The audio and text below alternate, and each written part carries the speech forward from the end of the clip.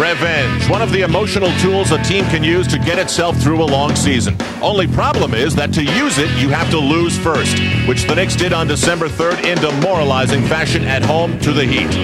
Now, revenge works well when applied quickly, which the Knicks did only 3 days later in Miami. The resulting emotion is a very intense one.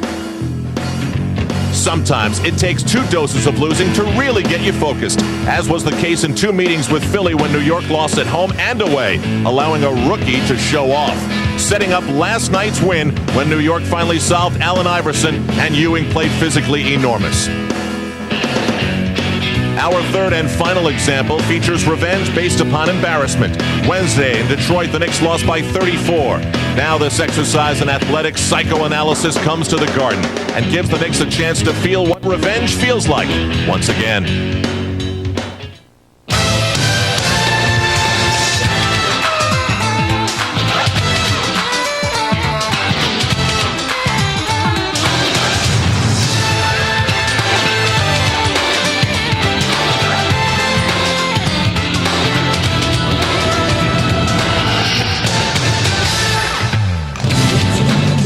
In their golden anniversary season, MSG is the network of the Knicks, and we welcome you live to the world's most famous arena. Tonight, the first visit of the season between the Detroit Pistons as the Knicks look to continue what they started last night in Philadelphia. They're winning ways. They've moved to within a half game of the Miami Heat with a record of 17-7. Meanwhile, the Pistons have won 4 in a row, and their record of 20-4 is quite glossy as they breathe down the necks of the very classy Chicago Bulls.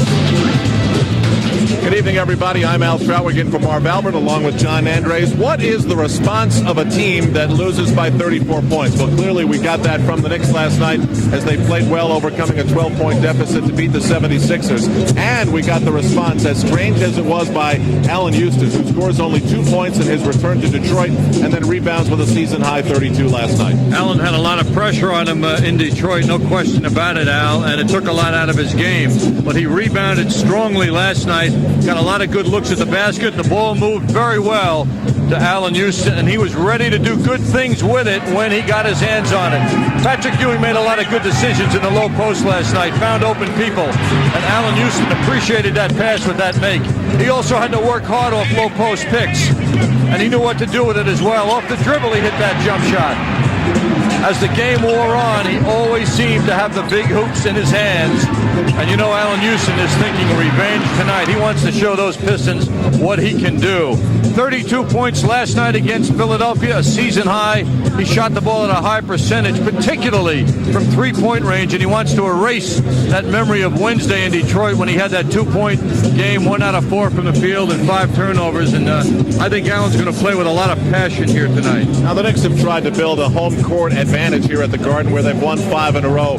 Mix that in with revenge that they want to keep that going, and they'll want to completely turn around Wednesday. When you lose by that many points, I don't think you can overanalyze that, but clearly they can't allow a player like Lindsey Hunter to get off to the start like he did on Wednesday here tonight. The well-disciplined team, Detroit, is really well-disciplined, and Lindsey Hunter had the good touch the other night. He was shooting the ball exceptionally well.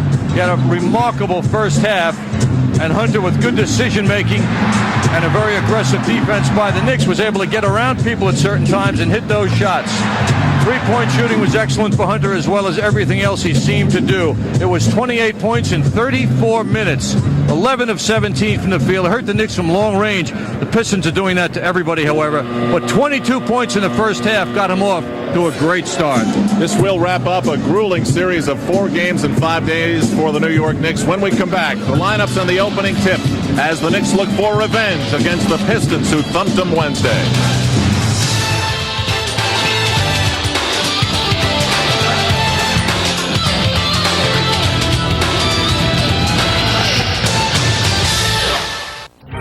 New York Knicks basketball is brought to you by Brewery Fresh Budweiser, who reminds you fresh beer tastes better. By the American Express card. Wherever you are, whatever you're doing, American Express helps you do more. By Delta Airlines. You'll love the way we fly. By Citibank. For banking anytime, anywhere, any way you choose. At Citibank, the city never sleeps. And by Nobody Beats the Wiz Home Entertainment Centers.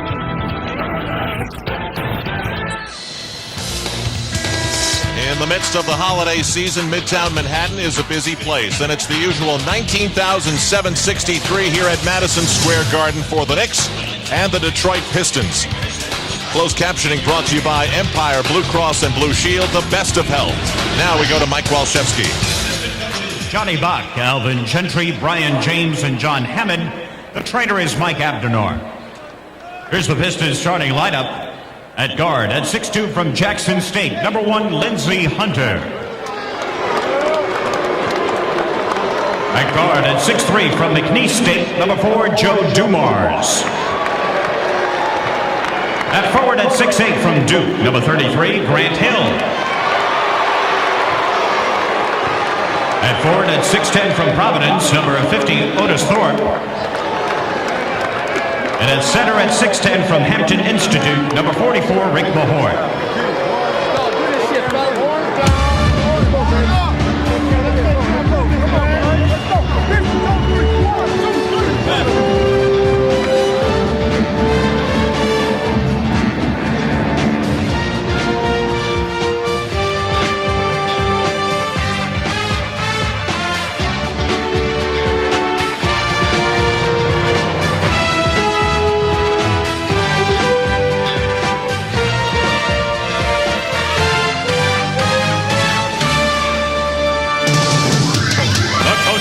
Your New York Knicks are Jeff Van Gundy, Don Shady, Brendan Malone, Tom Thibodeau, and Jim Nix.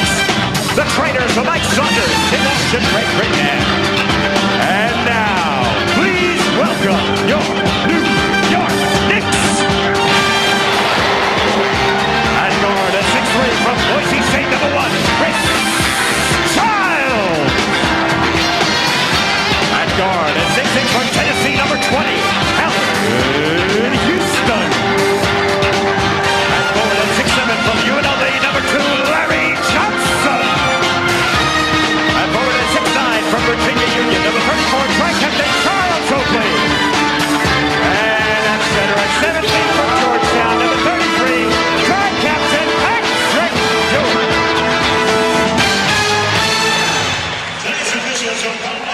In Wednesday's 34-point loss to Detroit, it should be remembered that the Knicks shot 46% from the floor, not bad on the road, and out-rebounded Detroit 41-38 and still lost by that margin. So they know they've got to do a little bit more than put up good numbers to beat this Pistons team.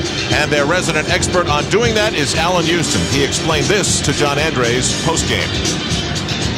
Well, I think defensively we have to really, stop penetration. Have some guys that are really good at ball penetration, and what that'll do is hopefully stop the three-point shots that they got. And offensively we have to use our advantage. We have to use Patrick and Larry, and if they're going to double team, we have to find the open guys, and that's really what we have to do. Well, Jeff Van Gundy, Al, after the game in Detroit, was most disappointed with the attitude of the Knicks. It was down. It wasn't up. Now, tonight, I think the home court is going to provide the basis of the attitude.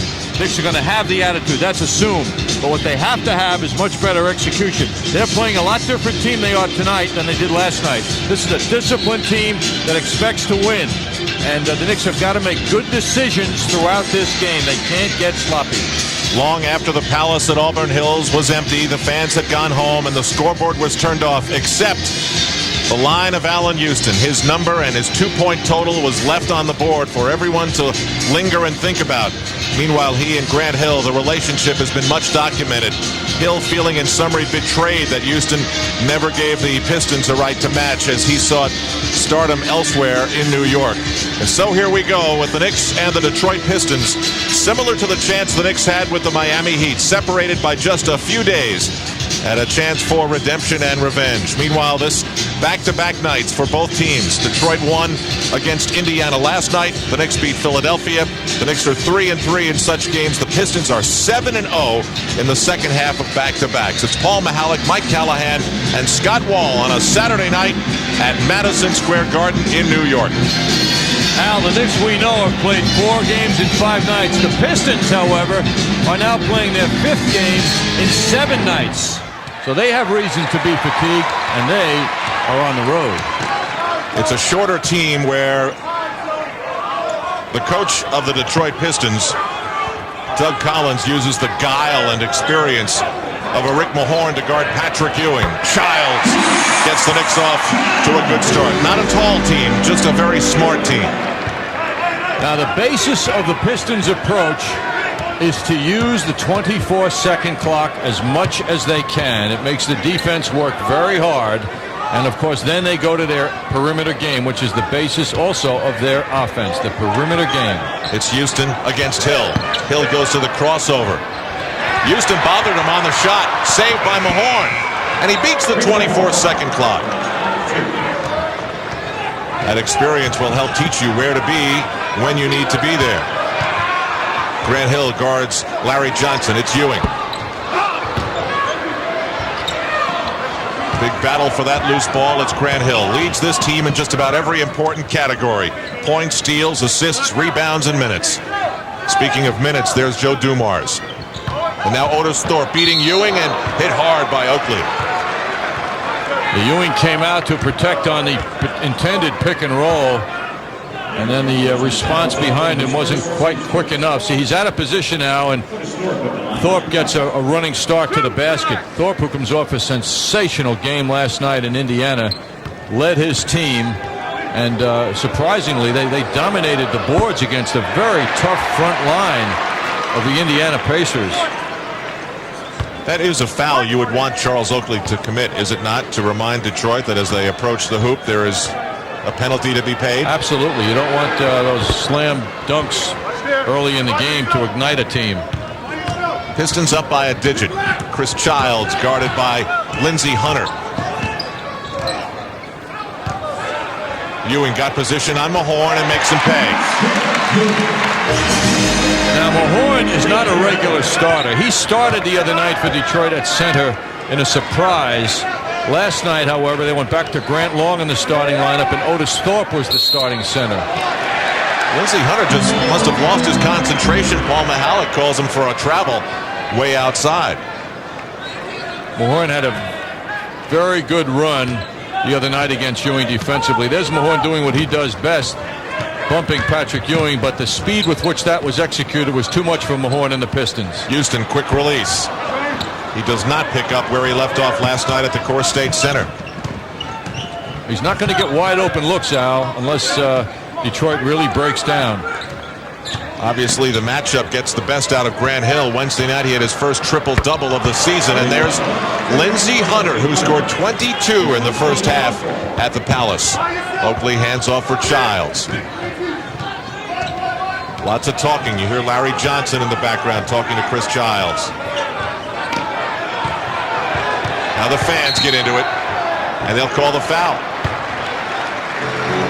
When Larry Johnson gets some momentum and just the slightest of steps in the paint, he's been, well, maybe not impossible to stop, but darn close. The change of pace on that move was beautiful by Johnson. Oakley guarded by Otis Thorpe, the former Houston Rocket rebounding specialist. Now Ewing. Watch Mahorn lean in with his bulk. Ewing goes down. Houston, another quick release. And this time from way out. Oh, that was special. He went high in the air, too, to get free for that good look. And John, like last night, active off the dribble, creating for himself. Grant Hill bothered by Oakley, helping out Larry Johnson. Now Johnson settles in. Oakley again comes to show the double team. Thorpe. Well, the Knicks have one offensive option, Mahorn, that they wouldn't mind giving an outside shot to, and they give that one to Thorpe as they gamble on the double team. Johnson, again, strong, met by Thorpe, and... Well, Johnson dribbled into two people, making it a little easier for Grant Hill to defend him. The last possession, Ewing lost his footing. Charles Oakley, Houston off that brief pick, and he went high in the air to make that jumper. It was called a jump ball on the Johnson drive, and he tips it to Patrick Ewing. Johnson wants to use his girth underneath against Grant Hill. He wants that ball in the low post. Matchups being set early. Very talkative Larry Johnson for the cutting Ewing, who got tangled up. Not a good spot for the ball to go to Ewing. A little bit low as he was approaching the hoop. Well, Thorpe made a good move. He made Ewing come to a stop with his quickness to get to the position that Ewing was seeking. Like the Rockets, the Pistons have distanced themselves from their championship seasons with their look. These are like an aquamarine blue with some red, gold, and black mixed in. Oakley with the rebound. He had a very quiet game last night in Philadelphia. Johnson saying, hold up, don't give me the ball here, let me screen you. Oh, it worked perfectly. Johnson with the look, another look. It's Childs for three. Well, the script says hit that shot. Another chance. Johnson saves it away from Hill. Childs, a second shot at it. This time it goes. Script said rewrite. And Childs filled it up. Knicks by 4. Boy, the Knicks are serious. Childs went over and did a high five with Larry Johnson, but they weren't celebrating. They were just toughening up. Nothing gets to the core of Knicks fans like ball movement such as that. Houston, who can finish. Offensive foul. Grant Hill stepped in front, establishing position.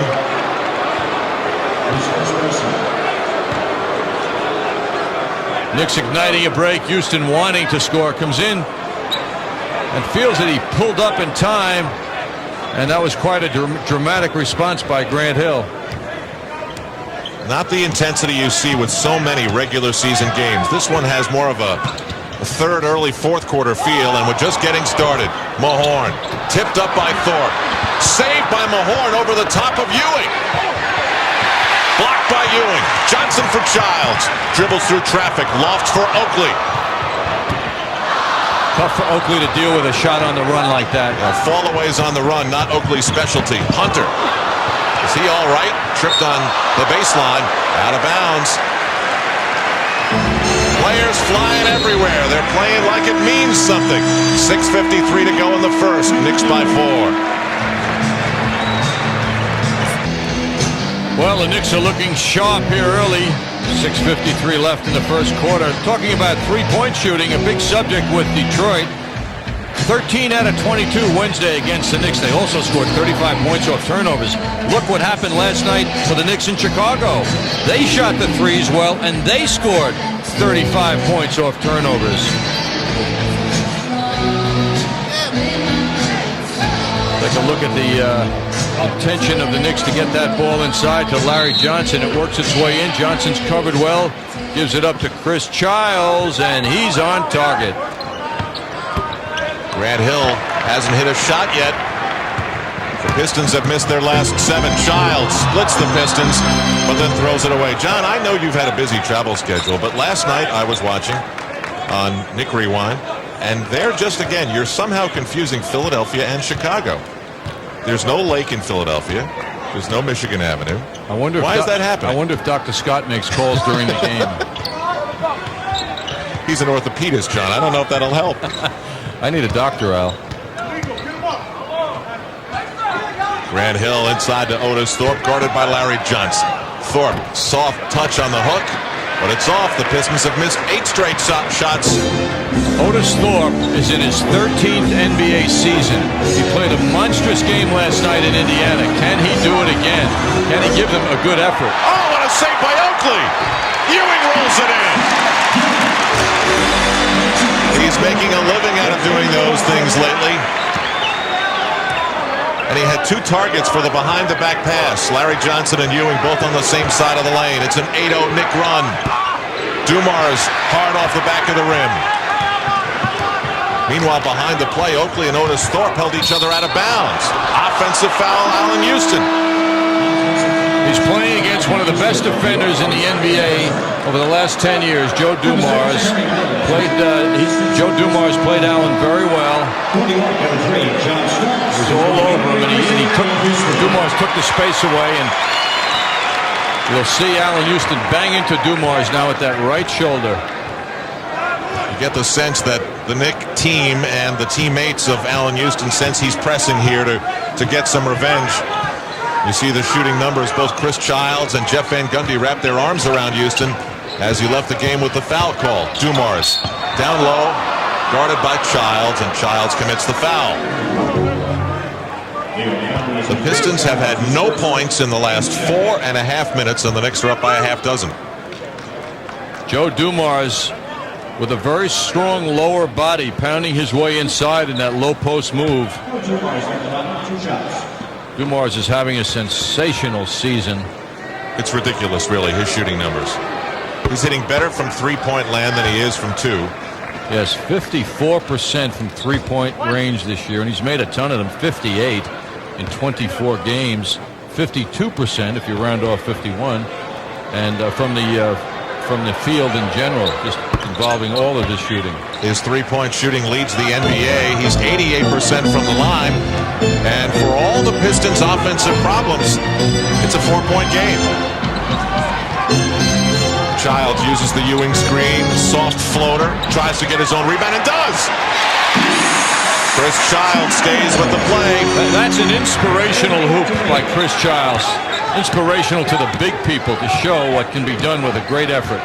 Childs couldn't find the range last night, but gets off to a solid start here, 3 of 5 from the floor. Early chance of defense. Dumars challenges Ewing, and he's there to reject the thought. Starks into the game for Houston. Is he hot or cold? He's feeling it. A flurry by the Knicks. And now they take advantage of the chilly Pistons. 17-18. Detroit needs some gum out with 4:39 to go. It's a 13-2 run.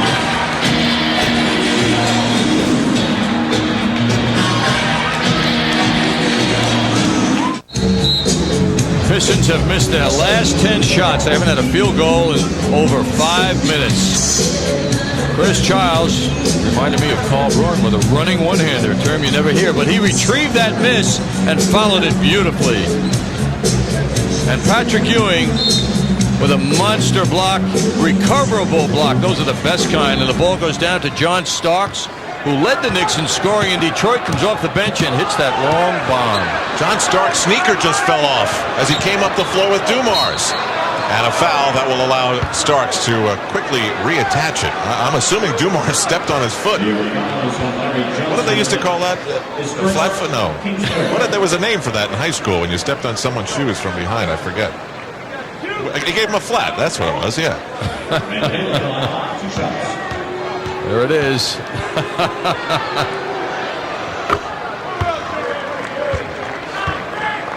Dumars watching now as John Starks applies the wheel again. Hill hit the first free throw.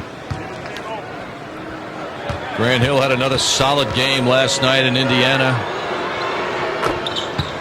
18 points, 9 rebounds, 6 assists. He had his first triple-double against the Knicks, first triple-double of the season in Detroit the other night. Knicks by 7 here in the opening quarter at the Garden. Childs again. This time he lays it off. Oakley, no look. No way. Now a long pass from Thorpe to Hunter. Look out in the front row. Saved by Oakley. Well, the Knicks have a 5-on-4. Let's see what they can do with it. Hunter went 5 rows up the aisle. Meanwhile, now he's back. Larry Johnson from the baseline. Otis Thorpe gave him all sorts of time to set up. John, that reminded me of Carl Braun, the way it was a set shot. Set shot. What is that? Larry Johnson, 8 of 11 last night in Philadelphia, has got a heck of a touch going. Detroit hasn't had a hoop, a field goal, in over 6 minutes. Terry Mills stopped by Oakley. They miss again. The gang that can't shoot straight right now is Detroit. Knicks up by 9. Childs for Johnson. Didn't like the position. Now screens for Chris Childs. Starks for another 3. And Mills lets it go out of bounds. Pistons are under a lot of pressure now. The Knicks are very hungry, very determined. It's really like a role reversal. Jeff Van Gundy has to be pleased with what he's seeing in that when the Knicks came into Detroit the other night, the Pistons were the team that were focused. The Knicks weren't. Grant Hill had Otis Thorpe cutting to the basket, but that pass was a zippy one right through Thorpe's hands. Longtime veteran John Bach to the left of the coach, Doug Collins, the old Fordham mate of Johnny Hoops himself. He knows all about the legend. He recruited me in '56, Al. The year I was born, John. Ewing hits the side of the backboard. Hill on the run. I guess you don't remember too much about Fordham, right? Only what I've read. Thorpe backs in on Oakley. Grant Hill And finally, he gets his first shot, and appropriately for the best three-point shooting team in the league, it's a three. Yes, they make 45% from three-point range as a team, which is phenomenal. Pistons go 7 minutes and 25 seconds between baskets, and they're down by only 6. Starks fakes Dumars. Sees Ewing open from way out. Saved by Oakley. Knicks are very fortunate, and they're getting second shots. Deflections are going their way, and the effort of Oakley on a play like that is just tremendous. When it comes to saves, Oakley is Mike Richter. Goes inside. The interior passes the Knicks are attempting are being blocked and stolen by Detroit. There's just no deception being issued before the pass. So basically all the Pistons have to do is put their hands up. Dumars creates his own shot, and now the Pistons get back into it. It's amazing what just a couple of makes did to the tempo of this game. The difference is 4 points.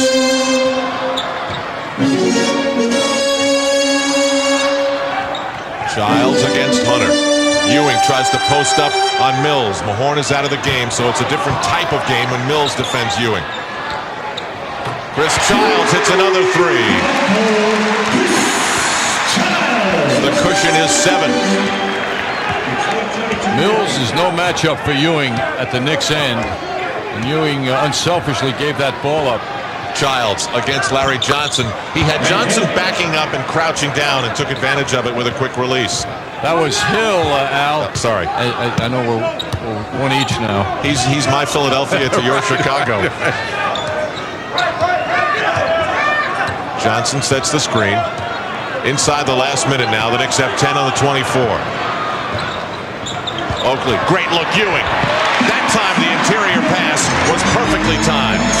It started with Ewing getting the tremendous position. He was down low as you can get. Hill spins, momentum left behind. It's Oakley and Mills battling. Oakley on the break. Oh, isn't that nice of Childs? Oakley so unselfish. He made the play. He made it happen. Unselfishly gave it to Childs, who could have kept it with his momentum, but he gave it right back to the right man. It's quite simple. Grant Hill got a little fancy, and the player he thought was behind him wasn't there when the pass was given. And Larry Johnson gives the crowd a fist as if to say, yeah, I love the sound. It's a clear out now for Hill. And a quick foul. It's a tough matchup for Larry Johnson because Hill is so deceptive. He handles the ball beautifully. He has tremendous body control. Charlie Ward disrobes as Jeff Van Gundy wants to go small here for the last 17.4 seconds. Credit the Knicks. They were up by 9. The Pistons came back and scored 5 straight, and now they're up by 9 again. The other night in Detroit, when Grant Hill was tearing up the Knicks, Chris Childs came over to guard him. And it made a lot of difference because Childs plays Hill tightly. Larry Johnson tends to play him with a little more room between them. Jeff Van Gundy's downsizing continues as he sends Buck Williams in for Patrick Ewing to get him a little extra breather at the break. Doug Collins has also gone small. Dumars almost picked by Starks. They go around the perimeter for Hunter. Now Mills. Oh, the Knicks are aggressive on defense here. 4, Mills from out. Oakley slaps the rebound, and they won't get a last chance. A very strong quarter of play for the New York Knicks. And a fabulous intensity and tempo to this game. Back in a moment. New York Knicks basketball is brought to you in part by American Express. Wherever you are, whatever you are doing, American Express helps you do more. By Foot Locker, where it all begins. And by your local Chrysler Plymouth dealer. Remember, when you're having good times with good friends, to drink responsibly because friends know when to say when. A reminder from your friends at Budweiser. Little guy's got his Yankees World Series shirt intact. He's got great seats. Here's what happened moments ago. Chris Childs calls a play, and then Patrick Ewing didn't necessarily agree with the play call. Next time they came down,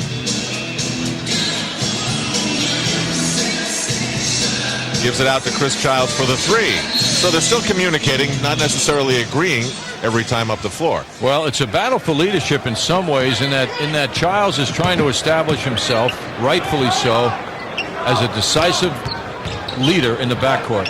And he is, game by game, getting that done. Dumars on the pick and roll. In the corner, winding up open, is Michael Curry off the Pistons bench. So it's 26-19 New York. Starks against that man, Curry. Chris Childs is picked up by the much taller Grant Hill. Terry Mills guards Buck Williams. Patrick Ewing is on the bench. Starks. He's 2 for 3. Starks off the bench with 6. Childs leading New York with 10.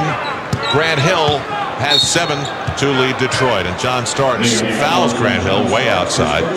First on Starks. He was, excuse me, Al, he was very aggressive, and almost like he wanted to let Hill know that he was going to play him physically. He just wasted a foul, but he sent a message. Joe Dumars guarded by Chris Childs, and the Pistons clear it way out. They like this down low ability of Dumars to go up against Childs, and there it pays off. Boy, there's a clinic on how to use your body. I mean, Childs is about the same size as Dumars, although he has a lower center of gravity. And he just works him in, and then spins with that jumper, fading away a little bit. Knicks doing it on the boards, 14-7. They've outshot Detroit, almost doubling them up in the first quarter. And Chris Childs, after the second foul, gets a breather. Charlie Ward into the game. Will run the show, as you saw Allen Houston called off the bench by Jeff Van Gundy to replace Chris Childs. So it's Ward with Starks, Houston, Oakley, and Buck Williams. Starks spins away from Curry. Not a good shot. Saved by Mills. The outlet for the Pistons as they try to up-tempo things. Charlie Ward knows Dumars can shoot the three so well. Dumars again overpowers his opponent on that spinning jumper. Joe Dumars roars to life. He's now got the most points of any Piston. And Jeff Van Gundy calls a 20-second timeout to sort of set up a strategy to slow down Joe Dumars. Joe Dumars now in his 12th season. He helped to make McNeese State a well-known university. Meanwhile, as the Knicks and Pistons battle here, the New York Rangers are in Montreal. That game seen on MSG2. That can be seen on Channel 14 in Yonkers, 43 in TCI of Jersey, 40 Time Warner of Manhattan, and in Connecticut, 34 and 48 on Cablevision. Right now, the Canadiens leading the New York Rangers 1-0 in the first. It amazes me, John, how often the two teams, the Rangers and Knicks, have this synergy. Both are struggling early with great aspirations. Then they seem to find the magic at the right time. It's weird. It's just one of those things.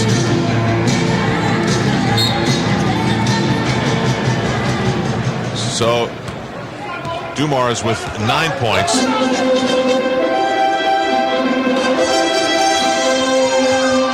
And off the timeout, it's Houston being bothered on the double team.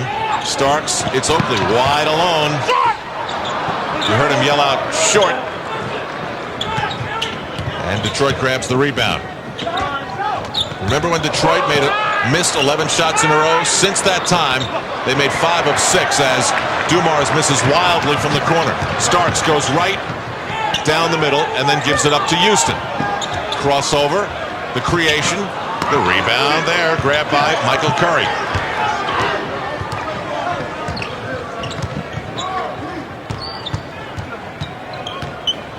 Dumars looked like he was surrounded by 4 Knicks.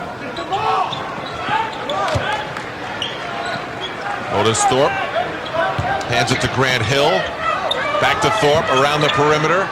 Curry.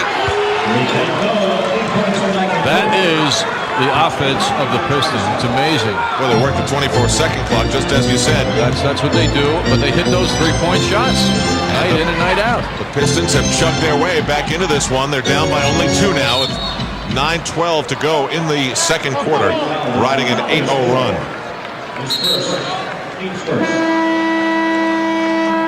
That was on Otis Thorpe, his first. Number 1 is Lindsey Hunter. Charles Oakley leaves as Patrick Ewing returns with a breather of about 5 minutes. Oakley to the bench with 2 points and 5 rebounds. And the run of Detroit 8-zip. Starks in for Ewing. This is where the big edge is for the Knicks. And it works for Patrick Ewing over Terry Mills. But the Knicks have to go to it, milk it, suck everything they can out of it, Al. Get as much as they can out of that matchup.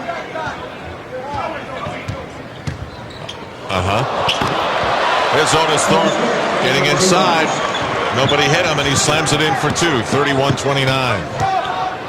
How about that pass that was on target from Dumars behind the back? Knicks go to it again. This time Ewing spins the other way, and no basket. He got him before the spin. So last time down he posted up and went to the inside. This time he posted up and went to the outside. Nice moves by Ewing here too. Disciplined, studied moves. Mills at the end of that motion just isn't there to bother Ewing. Allen Houston will inbound on the near side. Here comes a sweetie pie in to handle Ewing now. Rick Mahorn. He's still got the big body. Buck Williams on Terry Mills this time. The running one-hander. Carl Braun thoughts are all over the place in this first half. Not quite like that one though. Braun was facing you. Dumars as the Pistons work down the 24-second clock. It's 10. It's Dumars. It's Ewing. He was ferocious in the second half last night off the boards in the win over Philadelphia. Buck Williams. Will they let him go at Mills again? Yes, clearly the Knicks want to exploit Terry Mills, and they've done it now 4 straight times down the floor. I think Terry Mills is getting depressed. Everybody is scoring on him. Knicks up by 6, and now Doug Collins has to come up with a response. So the Knicks make a little change up, and Joe Dumars is taken out of the flow that he was owning. And now the resulting matchups create Terry Mills mismatches against Ewing, then Buck Williams, and the Knicks take advantage, and Collins has to counter. Well, he's talking defense now. The Knicks are spreading their offense out well, much like Detroit does, and it's giving Ewing a lot of room to maneuver and to work. It's tougher for the double teams to get in and bother Ewing when you keep that good spacing. John, it looked like Doug Collins was checking out a Christmas card he got. And he's not drawing out a play.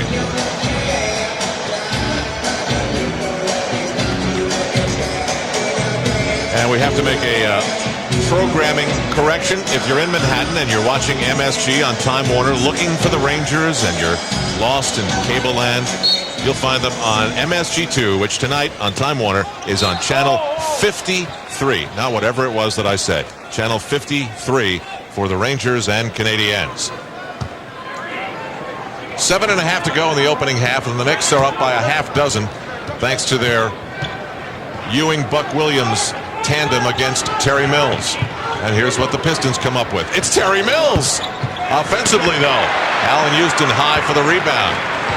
Well, if Mills doesn't make some shots, Mills and Buck Williams really went at it hard. Now it's Ewing up against Mahorn. He steps out. He doesn't want that belly bump that Mahorn's specialty is. It's a Piston steal. Mahorn blocked that shot by Ewing. That's rather amazing. And earlier in the half, he grabbed a rebound over the top of Patrick Ewing. Dumars. Oh, so high off the backboard. One touch by Dumars. And he'll go to the line for one. And Ewing is irritated. As he pleads his case, we've got a timeout on the floor. His Knicks are up 4. He's sky cam now. Pistons on the move inside. Joe Dumars handling that ball, just dribbling right down the corner guarded by the taller Allen Houston, hits that very difficult shot. Prior to that, at the Knicks end of the court, Rick Mahorn pushing Patrick Ewing around. Ewing looking for that bump by Mahorn, expected to turn around and find space there, but it wasn't there. Mahorn was right there to block the shot. Fine play by him.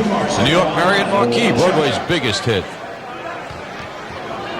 Allen Houston was called for his third personal foul. The Knicks have not gone to the line yet as Dumars converts the three-point play.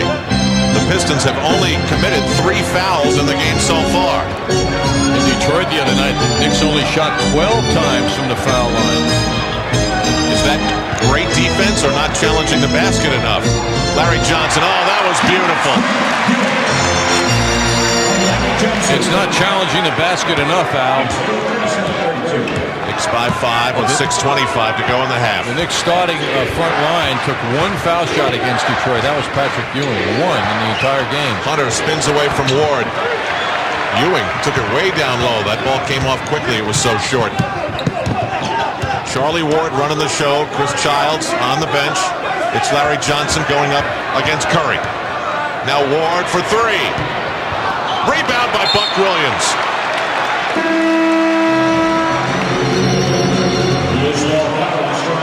Patrick Ewing was out at the three-point line, putting his hands in the air as if to signify a 3. Meanwhile, Buck Williams was thinking about a potential rebound, and he got to it. How he did it over Grant Long is quickness. And in his 16th year, to be able to do that is quite a testament to his skills. Starks with plenty of room. Buck Williams tries to post up on Grant Hill. Physically, height-wise, this is Buck Williams' matchup. And he drops it in. That's a monster left hand. I think his shooting percentage, Al, in the low post with the left hand is about 90-something% if it isn't 100. It's 100 tonight, 3 for 3, just as it was last night in Philly, 3 for 3. Saved by Grant Long. His safety valve was Grant Hill. He spins and runs into Buck Williams. He does so many things right. He's so many times in just the right place. Starks is called for the foul. Oh, that's a foul. And John is taking a very aggressive stance with Grant Hill. He picked up his first foul doing this. I mean, you just don't lean in like that and not get called for a foul. He's really trying to get that ball loose. Knicks not over the limit, their 4th personal foul with 5:18 to go, and so the Pistons inbound with a fresh 24. Grant Hill with 7 points so far to Lindsey Hunter. Stopped by Buck Williams. Now Grant Long. Acquired with Stacey Augmon from Atlanta in a trade. Augmon doesn't play much, and Grant Long seeing minutes now. The Knicks force the travel, and the turnover gives them possession, up 7 with 5:03 to go.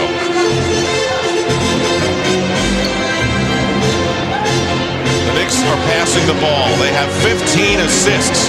Detroit has only 5. That's 15 assists on 17 shots. How about that, Johnny Hoops? Similar to last night. 4 on the 24. Starks has to go. It's knocked out of his hands, but the 24-second clock expires. Doug Collins applauds the defense of his Pistons. Charlie Ward did such a fine job last night backing up Chris Childs that you can see the confidence Jeff Van Gundy has in putting him in for quite a while. And as I say that, we see Childs get up to come back in. But Charlie Ward's continued to do a good job. Hunter's not hurting the Knicks. What a move by Grant Hill to use that screen. Decided not to shoot. Going deep to the corner, it's Grant Long, who was long. And now it's Ward. Hesitation step. Johnson. Fans. Mahorn to shoot. He's mugging Ewing. I mean, it's just the guy gets away with so much as it is. There's an acceptance level for how Mahorn plays, but on that play, fortunately for Ewing, there is a third official to see that action down low. You see Mahorn pulling on Ewing's arm. Ewing was incredulous at that. Now Mahorn leans in on Ewing some more. And they lean, and Ewing pushes and goes all the way to the basket. Well, Patrick responded well to that submission defense of Mahorn, who gives him the initial push and then expects Ewing to fall down as he goes to the basket.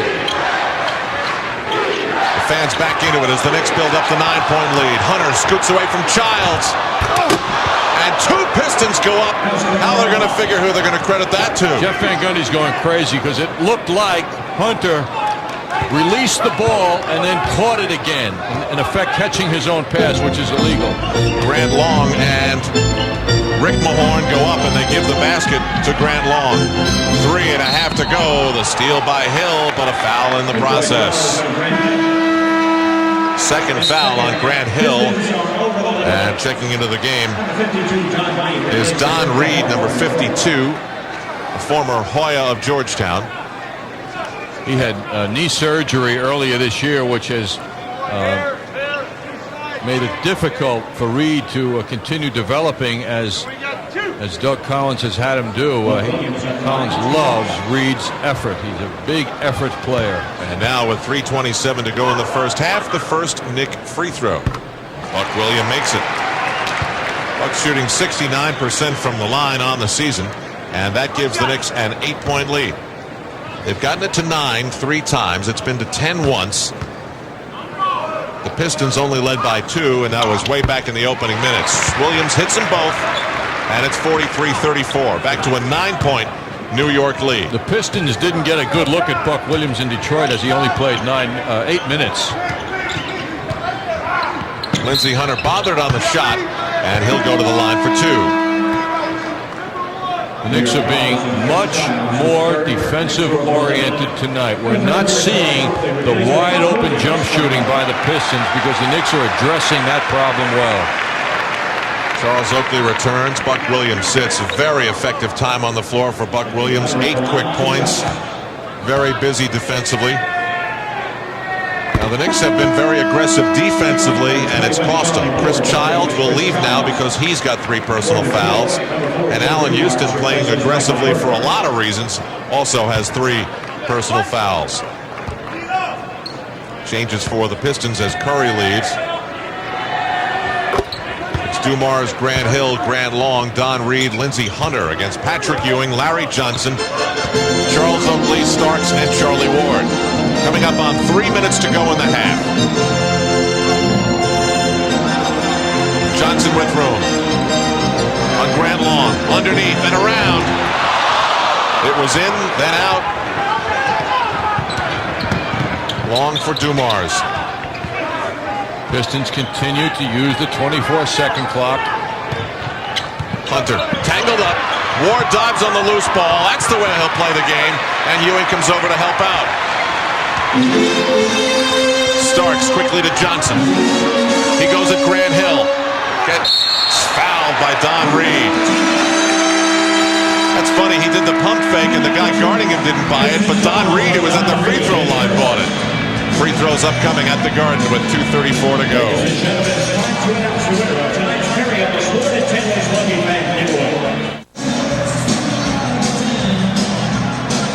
Well, we were talking about Chris Childs before and his running one-handed shot, and it reminded us of a former Knick great. Here's a look at Childs early in the game with that running one-hander, and I suggested he looked like Carl Braun. Childs with a nice finish on that play. By golly, we're going to take a look now at Carl Braun. It's Chris Childs from the foul line. Oh, wow. What a bank of tape we have at MSG. History repeats. And you know, if Carl Braun had missed that shot, John, he would have followed it up just like this. Right. Larry Johnson hits the free throw. It's the Knicks 44 and the Pistons 36. I hope word gets back to Carl Braun that we haven't forgotten him.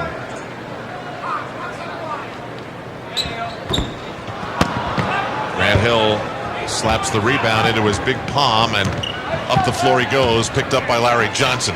Quick look for Grant Long. Ewing sails by, and he traveled. He got so excited about the possibilities that existed when Ewing went sailing by that it got the better of him.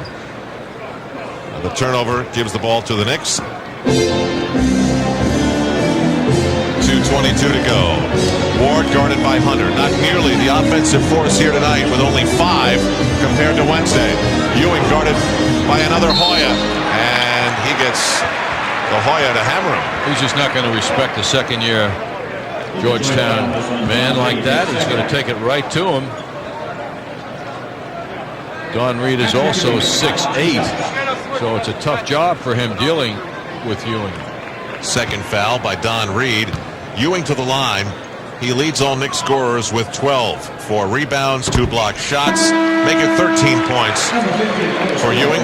Otis Thorpe returns to the game for Detroit.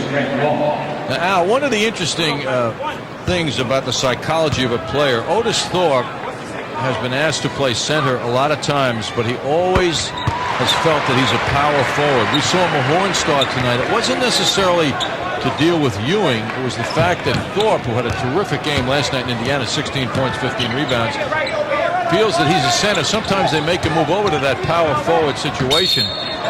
Offensive foul on the screen set by Thorpe. Nicely drawn by Charlie Ward. Second foul by Thorpe. We're witnessing a problem for the Pistons. They've only lost 4 games this year in that they don't have a real good big man. And now it's showing. Knicks by 10. They've responded to a couple of very good Detroit charges. Starks for 3. Ewing follows, but it's grabbed by Dumars. That would have been a big shot had Starks made it. Dumars saved by Thorpe. Strongly up to the basket. Off his fingertips. Out comes Johnson. Looks for Oakley. Sets it up. Nobody underneath for the rebound. And it's tough for Oakley to hit shots off a lot of action like that. Grant Hill. Dribble drive, spin. Ewing was held. You could hear him scream. He was grabbed and held, and the outside official will make the call. Otis Thorpe using one of those tricks that guys use to grab rebounds, as many as he does, and it's his 3rd foul. There's Hill with a deceptive move. He was well played, though, but at the end of the move, Ewing was held, and there was a bit of a delay for Ewing getting to the ball. You can see very clearly his left arm being held. I guess Otis Thorpe's thinking is, if Ewing puts his arm underneath my arm, I could just clench it to my body and prevent him from leaving. Right, I just feel like clenching my arm now. Ewing hits the free throw as Walter McCarty enters the game, and the Knicks enjoy their biggest lead of the game.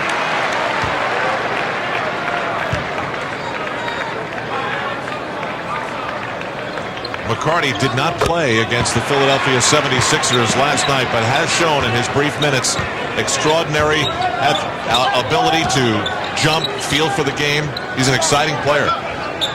70 seconds to go in the half. Grant Hill has been defended well in this first half by the Knicks. Hesitation move and stopped at the baseline. He'll shoot 2. Knicks up by a dozen. And if you're looking for retribution, if you're thinking about retribution, Detroit led by 17 at the half on Wednesday night. Here are the Knicks in position to lead by double digits too. Hill with a dynamite move, drawing the foul.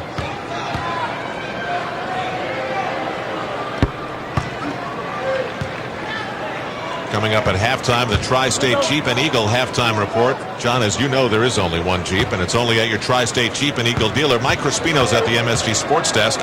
And Deb Kaufman's with Walt Clyde Frazier. For all the highlights and stats, Knicks by 10 under a minute. Ward for Starks. Screen by Ewing. Oakley's open. So is Ward. Knicks moving the ball well here in the first half. Back to Ewing.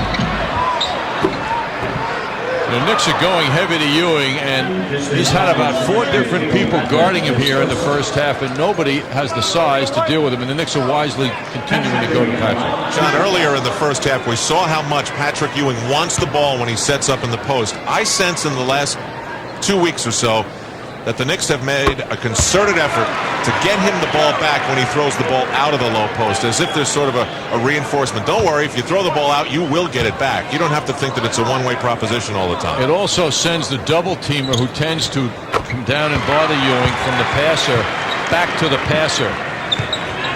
And it gives Ewing that extra freedom to operate. It's amazing how things even out in this game. The Knicks don't go to the free throw line at all in 20 minutes, and in the last 3 they go 10 times. Lindsey Hunter drops it in with 32.7 to go. Charles Oakley takes it from Madison Square Garden photographer George Kalinsky, who's got a new book out, by the way, on the history of the New York Knicks. Is that right? Yeah, maybe you've seen it. The perfect Christmas gift. Ewing off the save by Ward. 10 on the 24. This time Ward doesn't send it back in. And a lot of contact underneath. It'll be against New York. Walter McCarty is called for the foul, although Ewing was in the middle of it. And John, this is MSG Network synergy at its best. If you'd like to buy the George Kalinsky History of the Knicks pictorial, there's the address, 2 Penn, 14th floor, 10121. Attention, the now famous Debbie. Have you ever met Debbie? Yes, I've met Debbie. You have? She's a lovely lady. Busy Debbie. A very busy Frank Murphy, like Vice President, Business Affairs. And Theo Ratliff, who has checked into the game for Detroit, rocks the first free throw attempt off. And now with 14 seconds to go, McCarty leaves, Houston returns. And now the officials are setting up the Pistons and Knicks. Curry leaves, and now for no silly fouls for the team leader. Grant Hill is pulled by Doug Collins. So everybody's set. The floor is dried. And it's a 9-point Knick lead. Houston brings it up the floor. Starks and Ward set up in the corners. The Knicks run a set play. Houston comes right at Dumars. Ward, Ewing, wide open on the baseline, and he throws up an air ball, and the buzzer expires. But the Knicks play hard. Definitely in the mindset to reverse the thoughts that everyone had of themselves after Wednesday night's 34-point loss at the Palace of Auburn Hills. When we come back to Madison Square Garden, it's Deb Kaufman, it's Walt Clyde Frazier, it's Mike Crispino, and all the highlights and scores of the day in sports on your network for New York Sports, MSG.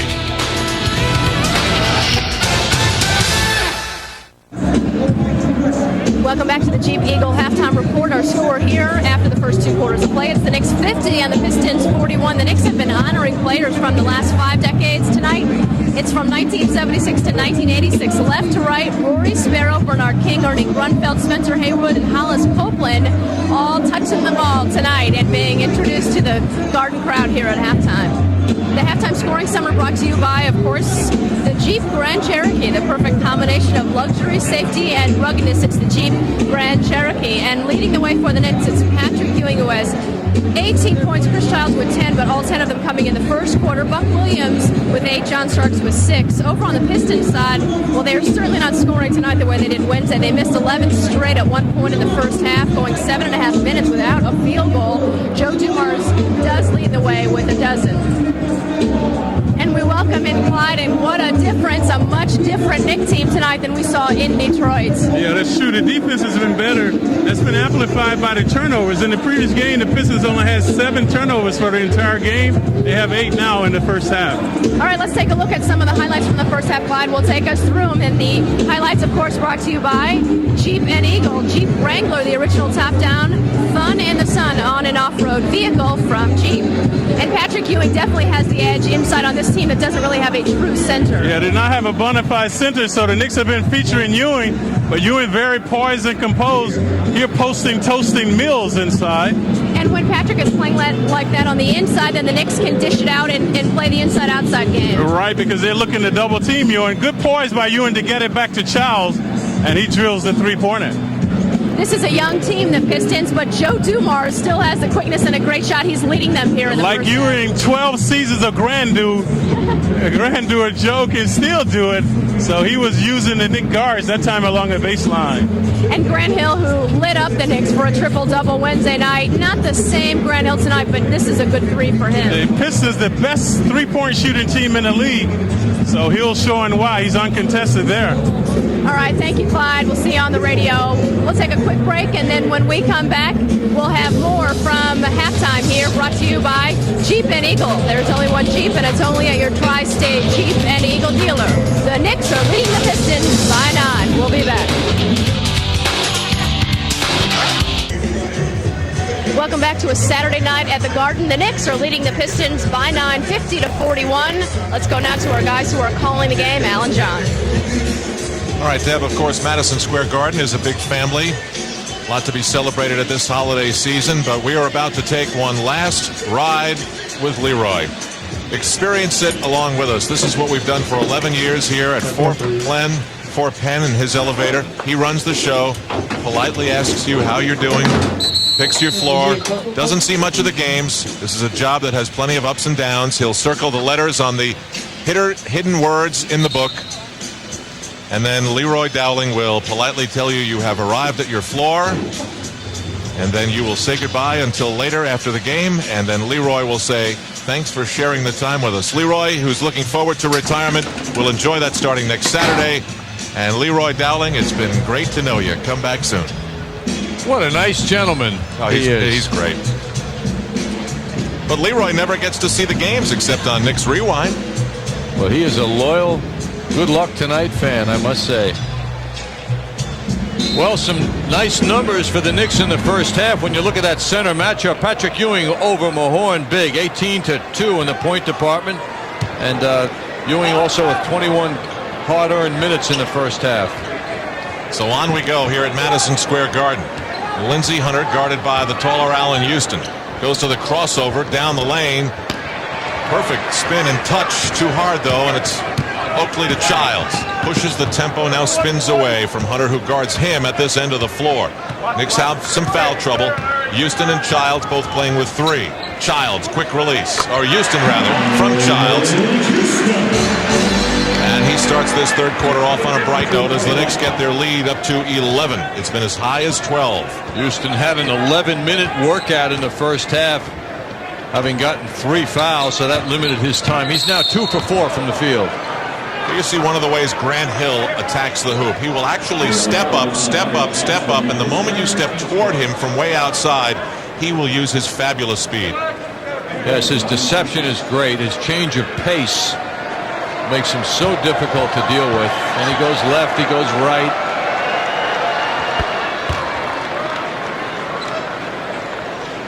Hill hits the first, and Larry Johnson called for his 3rd personal foul. Meanwhile, the Knicks have distributed balloons to the fans at this end of the floor, and they are in motion. It distracts Grant Hill, perhaps, on the second free throw. His first miss from the line. He's 5 of 6. Houston, another quick look. Ewing and Oakley both off on the weak side for the rebound. Oakley to Johnson. Gets it to go. Well, if they issued 2 assists, there would be on that play. That's the big 3 working together. The Knicks front line. Knicks passed the ball well in the first half, had 15 assists for 18 baskets. That means only 3 of the hoops were unassisted. Grant Hill again on Larry Johnson. Dumars. Ewing curls it under his bent arm and pulls it down for another rebound. He's got 7 to go with his 18 points. Now Oakley guarded by Rick Mahorn. Lots of calories per day there. Larry Johnson spins away. Oh, he's slithering in, and successfully so. Knicks up by their biggest margin, 14 points. The Knicks are slowly overwhelming the Pistons now. They're playing with much greater energy. Out of the locker room, the Knicks expand. Doug Collins has to make another one of those adjustments. 9:56 to go in the third. Knicks continue to gain momentum and spread this lead now. Patrick Ewing double team, gets that ball outside to Oakley, who loves to pass. Good hands by Larry Johnson recovering the pass. It almost slipped out of his hands. Another evidence of the strong hands of Larry Johnson recovering that ball as it was slapped away and heading where he loves to go, and that is to the basket. Grant Hill now.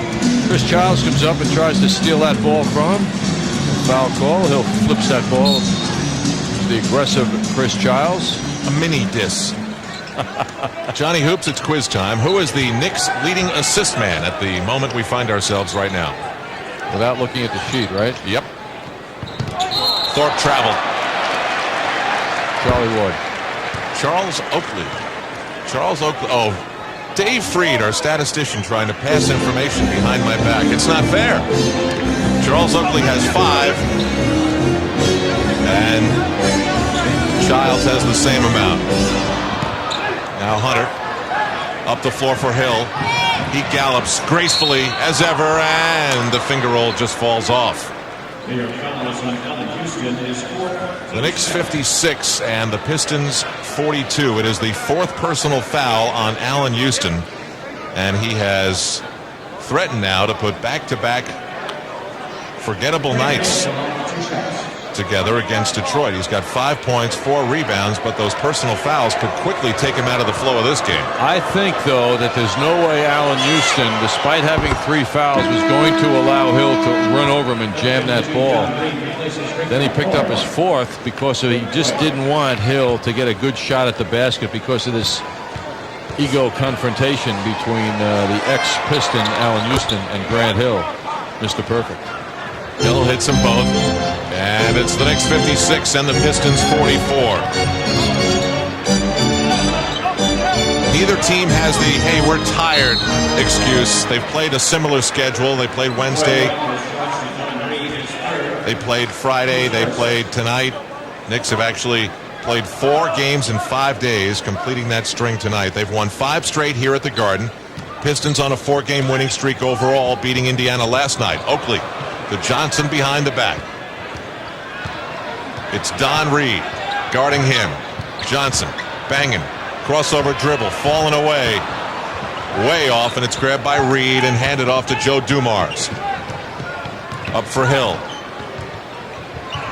And he throws it right into the broadcast booth or table.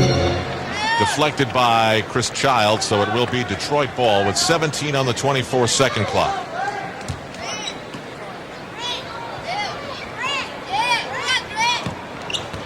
A lot of kids who have followed the exploits of Grant Hill call out his name. Not surprisingly, he doesn't say hi, kids. And we've got a foul against the Knicks. Oakley is called for the loose ball foul, and now he has 3 personal fouls. So it's Larry Johnson with 3, Charles Oakley with 3, Allen Houston with 4, Chris Childs with 3, and Patrick Ewing, the only starter without a personal foul. Ewing with no fouls in the game. Hill. Stopped by Oakley. To the floor he goes. Saves it to Hunter. And Ewing grabs the rebound. It's an offensive foul as Larry Johnson sets the screen on Joe Dumars, and the two exchange words. And walk away, and it's the 4th foul on Larry Johnson. The whistles continue to pile up against the Knicks. Dumars and Larry Johnson both with excellent attitudes. Have a look at this play now.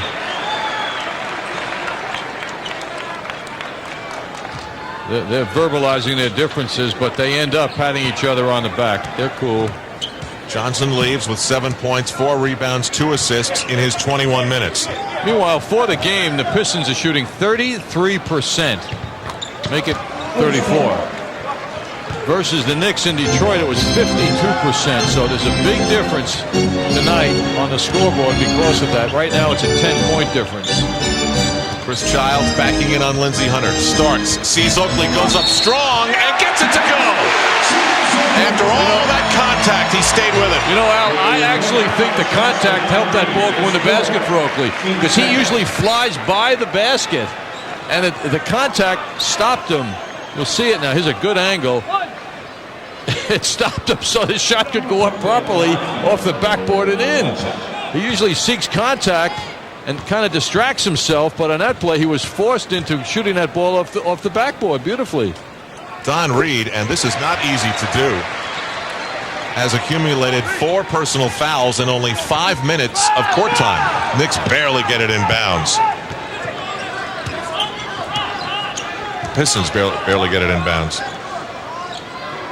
It's Otis Thorpe guarded by Oakley way out.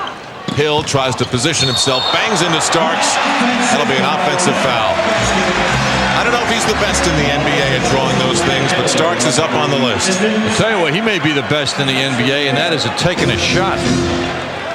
Starks gets clobbered pretty well here.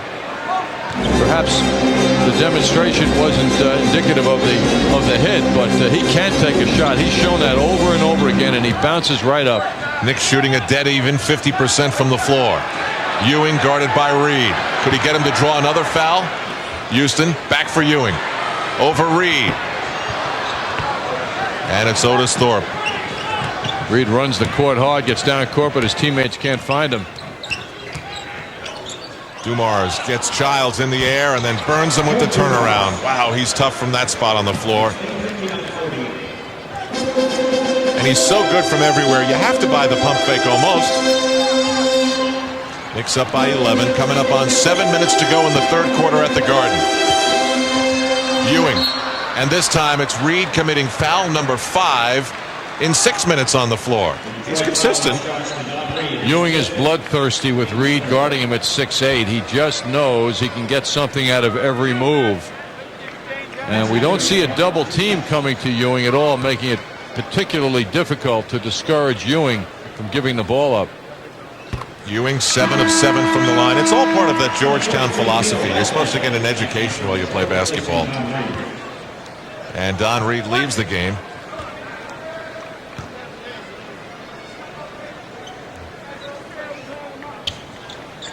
Ewing makes it perfect. Teo Ratliff back in for Detroit. Under 7 minutes to go. The Knicks extend to a 13-point lead. They've led by as many as 14. This was a lead they built up largely in the first quarter. On the baseline. Oh, beautifully done by Otis Thorpe. You know, Jeff Van Gundy would love his team to put forth another burst to really get this thing even wider, 15 to 18-point lead, because with some good sustained play, the Pistons can come right back. Knicks had a good burst coming out of the locker room. Their halftime lead was 9, and they got it up to the 14-point level.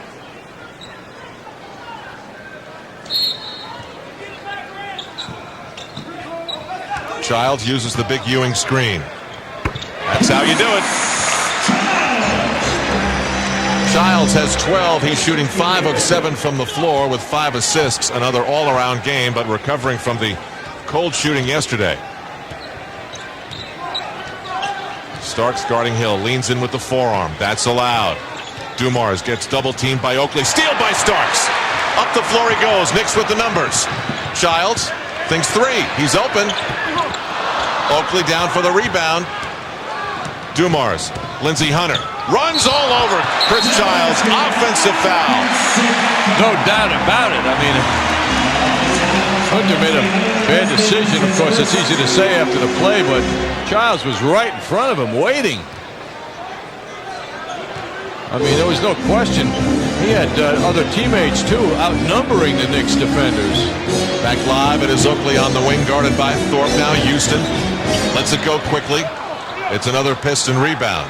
For the record, Knicks leading the rebounding war, 26-23.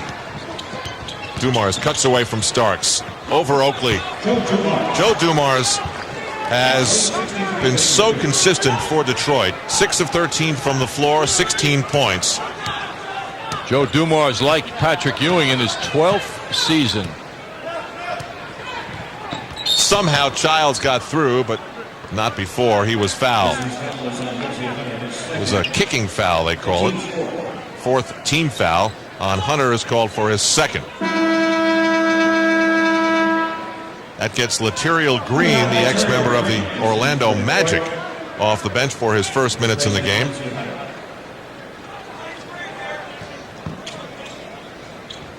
And Houston for Childs. The Garden a bit quiet here on this Saturday night. Houston guarded by Grant Hill, the 2 ex-teammates. Houston cuts through, and it rolls off. Grabbed by Ratliff, and he lays it off for Green, up the floor for Hill. This is the side of the floor where Hill has been doing all his creating, and he gets that one to fall.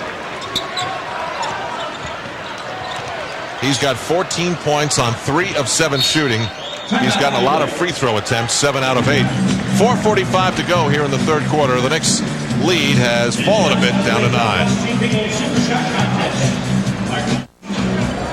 Well, following 4 games in 5 nights, Al, I think the Knicks deserve a night off. And they're going to get it, thanks to Delta Airlines' schedule we're going to look at now. It'll be Monday, the Atlanta Hawks here at Madison Square Garden.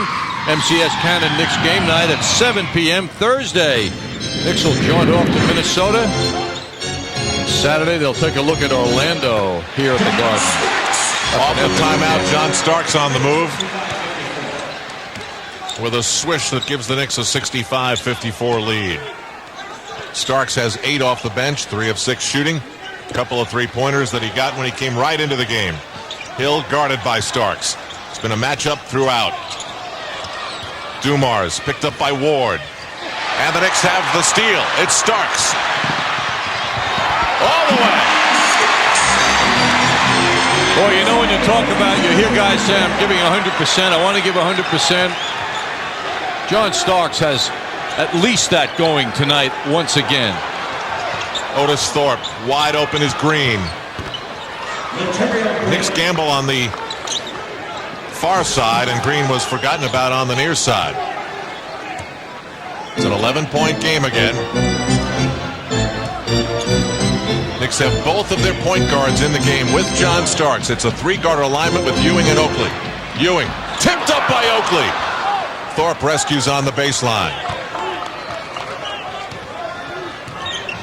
Detroit has made 6 straight shots, but interspersed in those 6, 3 turnovers.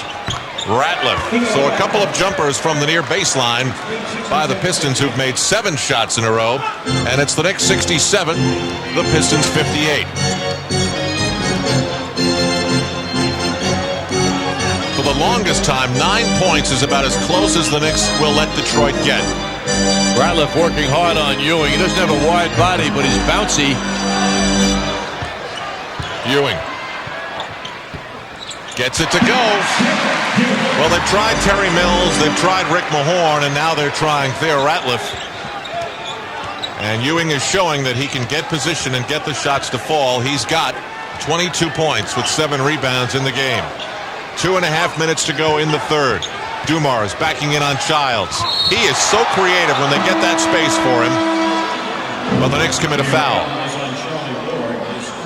First foul on Charlie Ward. And checking back into the game is Michael Curry. There you see the Pistons setting up Dumars. 6 or 7 times they've done that in the game, right, John? Yes, Dumars is a major go-to guy right now for this team, particularly with Grant Hill getting a rest. Meanwhile, Thorpe, I was mentioning before, his 13th season now. Big game last night against Indiana and an impressive win for the Pistons. 16 points, 15 rebounds for a season high. Tonight, 7 points, 5 rebounds. Back-to-back game, very taxing for Otis Thorpe. Yet when you look at the numbers, aren't you surprised that Grant Hill is the one who leads the team in rebounds? I mean, a guy who comes in with a reputation like Thorpe does, it's only by a few tenths, but it is Grant Hill leading the team in the rebounding department. Hill on the bench right now as Joe Dumars works on Starks. Dumars, dribble, Ratliff, and he's hit 2 in a row from the corner. You mentioned Grant Hill's leadership in rebounds, and of course in points, Al. He also leads the Pistons in assists and steals. Ratliff out of Wyoming and out of the corner. Starks dribbles around Thorpe, gets tangled, trouble, Childs for 3. Big shot by Chris Childs, and the lead is back up to 12. His third 3 of the game, and Childs has 15 points. Jeff Van Gundy petitioning his players to come out front, meet the Pistons early as they come over half court. Dumars. Buck Williams has checked in. He tips the ball over to Charlie Ward. Ward spots Starks, but Buck Williams was in the way at the last moment. Ward had to hesitate because he wanted to get it to Starks, and that caused him to travel. So it will be Pistons ball with 1:18 to go. The Knicks up by 12.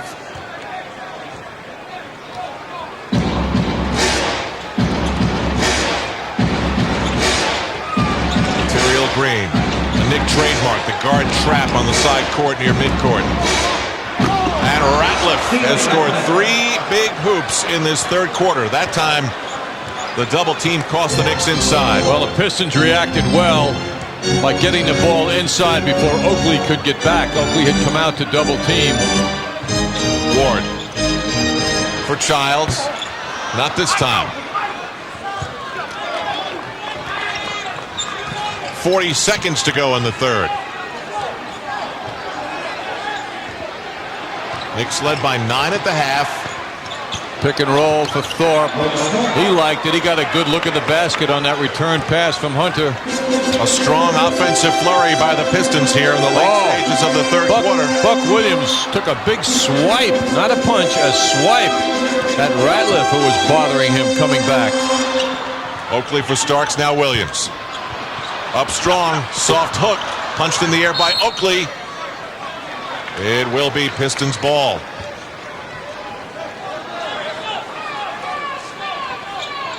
Pistons have 10.8 seconds to make it happen. And Doug Collins makes a move. Terry Mills goes in. Dumars down at the end of the floor for the inbound. Theo Ratliff leaves as Dumars back, so it's Curry, Hunter, Laterial Green, Joe Dumars. Guards aplenty for the Pistons. 6 to go. Starks commits the steal. Childs grabs the ball but lost it on the sideline. He was looking up the floor and the ball was behind him. Just missed. But the fans applaud the hustle. 2.5 now for Detroit. From the backcourt, it's Dumars. For Hunter. Can't foul him. Can't foul him. Lets it go, and Oakley grabs the shot that's well short. We've played 3 quarters at Madison Square Garden. Pretty close to the way it was at the end of 1, at the end of the half, at the end of 3. Knicks up 8. New York Knicks basketball is brought to you in part by the United States Postal Service. We deliver for you. By MetLife. Get Met. It pays. And by your Tri-State Jeep and Eagle dealer. There's only one Jeep, and it's only at your Tri-State Jeep and Eagle dealer. See the energy of Coach Doug Collins. He was chatting with his second-year player from Wyoming moments ago, Theo Ratliff. That was the last timeout, previous timeout, giving him instructions, what he wanted him to do. And Ratliff went out and listened to his coach while holding his position on the perimeter, got good looks at the basket, and came through. He made 3 straight hoops. Ratliff working out of the corner again. The ball moved to him before it could be met by the defender. Then he had an opportunity on a double teaming play by the Knicks defenders to get a slam dunk. Ratliff, who has not only brought scoring but shot blocking potential to this team. Last year he led the Pistons in his rookie season in shot blocks. Ewing got the ball down low, now's got to save it, and travels in the process. They say he threw the ball to himself. The Pistons have gotten hot in the last few minutes. They've hit 10 of their last 12 shots. And the Knicks lead is 72-64.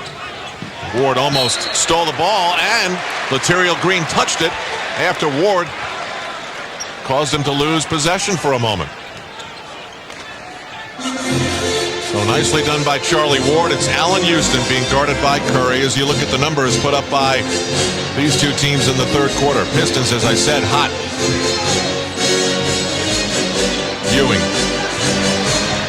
guarded by Ratliff. Now you have to figure every time up the floor almost, Ewing could do that if he gets the ball in that position. Ewing leads all scorers with 24 points. Ratliff at 6'10", just can't deal with Patrick when Patrick takes that ball to the hoop. Mills, the three-pointer. He's great from there. Earlier this month, he tied an NBA record with 13 straight. And he, like Joe Dumars, 50% or better at times from beyond the three-point line. And at 6'10", that's quite a weapon. Terry Mills. Starks looks for Ewing. Here he goes again. Now here's Laterial Green coming over for a much too aggressive double, and he commits the quick foul. His first, team's first, and the Knicks will inbound and get a fresh 24. Mills hasn't been a factor, but the Knicks better keep their eye on him because, as you point out, Al, he is unbelievable from three-point range. In the last 9 games, 57%, 31 of 54. Starks to Ward, thinking about Buck Williams, who's guarded by Mills. Buck, followed by Ewing! Oh, he came in with a huge head of steam. He grabbed the ball below the rim and got it up and down. 76-67. The Garden reacting to that. And now we settle into the slow half-court set at the other end. Hunter bothered by Starks. It's all perimeter stuff now for Detroit. Mills again for three. Gotta have the hand in his face. Terry Mills quiet the entire game. He doesn't score anything. And then just like that, back-to-back threes. He's got 6, and the Knick lead is 6. Timeout for New York. It's a 20. Jeff Van Gundy wants to remind everyone. You can't leave to help out other people with the Pistons. It's very difficult to play them in terms of double teaming their better players. You've got to watch and discriminate who you can leave. Who are the better three-point shooters? And as mentioned moments ago, Mills is red hot, and he's also very frustrated. He got killed in the first half defensively, so you know he's determined to make a much better effort here in the second half. And he's on the verge. He's brought the Pistons to within 2 3-point shots of equaling this game. Doug Collins sends back out Ratliff and Mills with Curry, Green, and Lindsey Hunter. It's the closest the game has been since midway through the second quarter. And every time the Pistons have challenged since then, the Knicks have responded and rebuilt the lead. Ward cuts away from Green, now Starks. They want it to Ewing. Up over Ratliff. And it's a foul on Theo Ratliff. The Knicks observed the laws of good spacing on offense, got the ball to Ewing after several passes, and Patrick is getting the room to move because they're leaving that court wide open for each other. A lot of chit-chat underneath the basket. Knicks want to post up Ewing again. He instead is forced out too high. It's a pick and roll. 10 on the 24. He's got time. Backing in. Great look.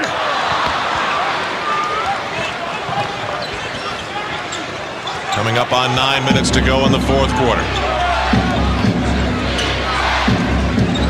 Pistons pride themselves on their spacing, leaving the middle open. From the corner. Over the top, Starks grabs the loose ball, and he's on the run. He's got 2 teammates. Buck Williams. Starks got it, follows it up.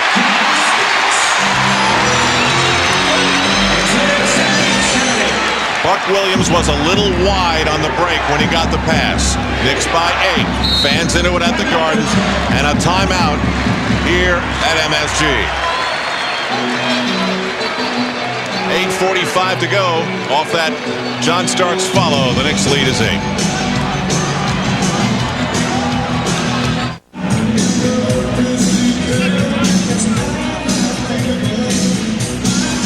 Terry Mills was down and out after that first half. He kept getting eaten up by the Knicks. However, let's take a look now at our Coke Classic play. Terry Mills, a major factor for the Pistons this season, having won 20 games because of three-point shooting. He tied an NBA record at New Jersey on December 8th, making his 13th straight three-point basket before missing. Terry Mills with our Coke Classic play, and here's a look at Terry Mills a few minutes ago making another one. Terry was also named the NBA's Player of the Week for the week ending December 8th for his tremendous three-point shooting. John, we have a delay because Deb Kaufman spilled her drink on the floor. It's a long, exhaustive delay while they make up for her mistake. So Deb was a little clumsy. Michael Kay helping out, no surprise there. And on we go here with 8:37 to go. Joe Dumars for 3. Wide right. Back outside to Lindsey Hunter. There's a much stronger buzz now in the Garden. Hunter lets it go. Ward's got the rebound. Again, the Knicks have some speed, but Charlie Ward slows it up. Charlie recognizes the Knicks don't have to rush. They have the 8-point lead. Fans applaud the patience. Oakley sets the block. Ward, high bounce for Ewing, up strong, but short, stopped by Terry Mills, who's having a big factor here in the fourth quarter, offensively and there defensively. Grant Hill back in the game. Hill is screaming at Lindsey Hunter to get out of the corner. He wants the space. Goes at Starks and draws the early foul. Well, John, if you're of the belief that a 34-point blowout is just something that can happen to you on any given night, this becomes the much more important statement game. Both teams are shooting okay at certain times. It's a close game now here in the fourth quarter, crunch time. So this is when you grit it out. You win a much more important, I think, victory, depending on who it is, here at the Garden tonight than compared to Detroit on Wednesday. Grant Hill, fouled by Ewing. Oh, Hill, the quiet man with a lot to say in the direction of Patrick Ewing, who is also responding. I don't know if Grant Hill can hear him, but Patrick is very animated in his response to Hill's attempt to slam that baby down. Good Hill's change of pace, accelerates to the hoop, looks for the big basket, the big slam.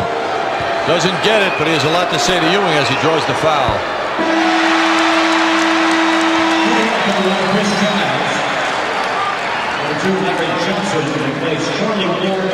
Grant Hill with the squeaky clean image as reflected on the first time he ever talked to anybody in an NBA game. It was the first time that he faced Patrick Ewing and slammed the ball in his face and said he'd never done it since. Well, obviously he had something to say there. You know, you couple that together with the ball he threw at Chris Childs earlier in the game and this confounded argument that he and Allen Houston are having, and he's turning into a bad guy, John. It's a tough sell, Al, but I get the point. Ewing bangs into Mills again. He wanted the ball, he got the ball, he delivered the hoop. Knicks by 9, 7:15 to go. Looks like we're headed to a finish filled with emotion here at the Garden.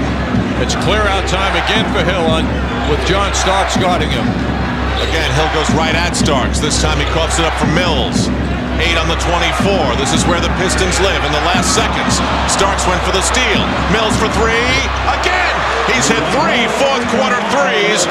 And it's the Knicks 80. The Pistons back to within 6. I mean, you know it's coming. They're looking for the 3.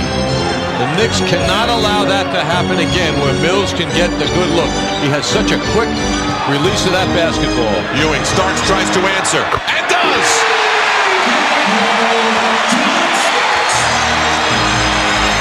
A third three-point field goal for Starks, his first of the second half. Knicks back up by 9 as he answers the man he's been guarding, Grant Hill. Again, the Hill clear out. They now use the clock once again. Oakley jumps out on Hill. He barrels his way into Oakley, and Oakley has committed his 4th personal foul. Hill's ability to go left or right with effectiveness, the use of his left hand while dribbling or his right hand, all comes into play here, which is why he is so tough to deal with. And now the free throws for Grant Hill will come with 6:11 to go. He's 8 of 10 from the floor, or from the line. Well, Collins knows his team is fatigued. 5 games now in 7 days. But they're dying for this game. They haven't had a bad loss all season. They've lost 4 games, all to teams with winning records. Ewing grabs the rebound. You know, something just hit me, John. How was that a shooting foul? Knicks not over the limit. Strange. Ewing backs in on Mills. And the steal. Recovered by Ewing. Inside Larry Johnson, who's back in. It goes with the foul. Oh, big save by Ewing. And Larry Johnson completed it. That's a potential 5 or 6 point turnaround. Ewing gets his chest bump and a technical foul on Doug Collins. Big turning point right here in the fourth quarter. The Knicks get the recovery of the steal, a possible 3-point play that negates a possible 2 or 3 at the other end, plus the technical. Collins, I would think, is saying that Ewing pushed off in getting that recovered basketball to go his way.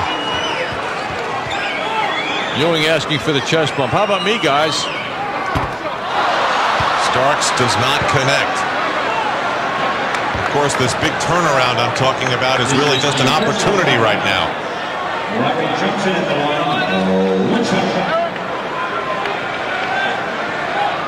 Collins, tireless as always and agitated.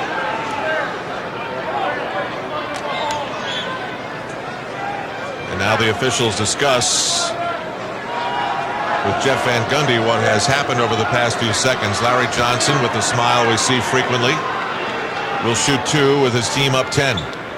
Or shoot 1 on the back end of the three-point play. He completes his end of the bargain, and so that's 3 points it didn't look like the Knicks were going to get. Hill once again carrying his team, initiating the offense out of the half court. Charles Oakley on him now. Hill cutting across the lane. Draws the foul. If it's on Oakley, it's his 5th. It's his 5th. And now Jeff Van Gundy, whether he put Oakley on Grant Hill on that prior possession or whether Oakley did it on his own, it costs him, because on that defensive sequence he got his 4th foul, and now on Hill he gets his 5th. And Oakley's over talking to Paul Mahalik saying, I just had my hands in the air. And Oakley is going to leave the game with his 5th personal foul on 5:40 to go. Allen Houston coming in now to replace Charles, and he's headed for his former teammate Grant Hill. Hill on the inbound. He's been driving the Knicks defensively crazy here in the 4th quarter. Hill with only 16 points, though, 3 of 7 from the floor. The crossover and the foul on Larry Johnson. And this is where the Knicks have been fouling him on the perimeter. Well, it's foul number 5 on Johnson. Al, it's when he accelerates to the basket. He is so difficult to deal with. We're looking at a similar performance as Michael Jordan might give in a game. He's got all the moves. And John, again, that is not a shooting foul to me. Knicks now over the limit. That's why he's at the line.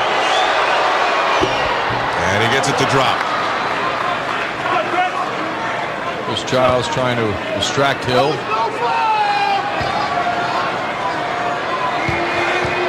Talking to Johnny Bach before the game about Hill's many abilities, he said in big games he makes the foul shots in the stretch. Well, in that category, he's 11 of 14 from the line with 18 points. The season, though, he's 73%. So Jeff Van Gundy leaves Larry Johnson out there with his 5 personal fouls. Ewing is tangled. Houston is open. Drives on Grant Hill, the man he's feuded with. 5 on the 24 for Larry Johnson. Johnson, the fall away. 9-point lead for the Knicks. Hill all the way with the foul. Allen Houston, I believe, is going to get called for his 5th personal foul. Allen Houston's trying to talk the official out of the call.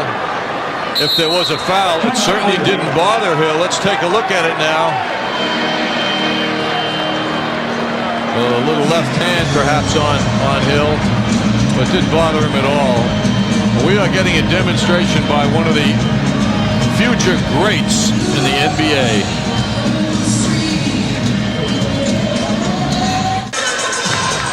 Remember, when you're having good times with good friends, to drink responsibly, because friends know when to say when. A reminder from your friends at Budweiser. Well, Grant Hill, who has been given the opportunity to run the offense for the Pistons, has scored the last 5 points for the Pistons.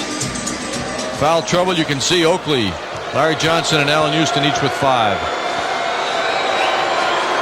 Grant Hill right at his season average in terms of points. Drops it in. And the Knicks lead is back to a half a dozen. 86-80. 11 different times in this game they've led by 9 points. And just about every time when the Pistons challenged, they rebuilt the lead. Here's Johnson tangled up by Dumars. It's a smart foul, because if Dumars doesn't grab Johnson, that's an instant 2.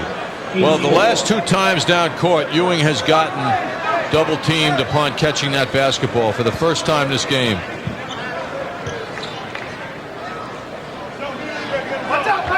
Ewing, quick double team. The pass is picked off.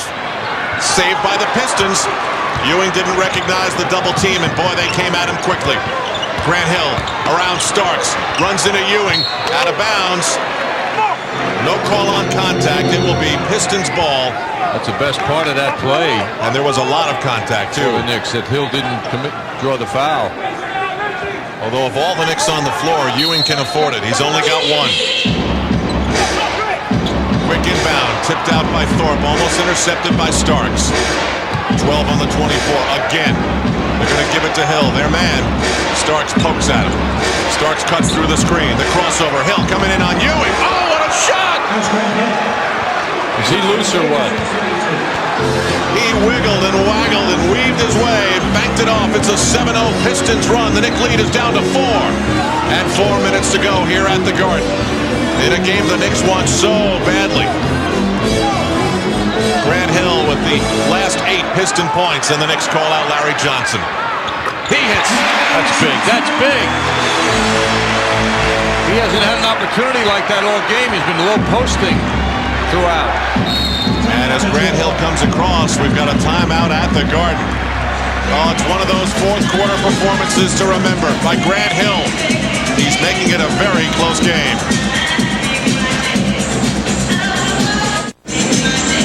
Here's a look at the Marriott Marquis Sky Cam.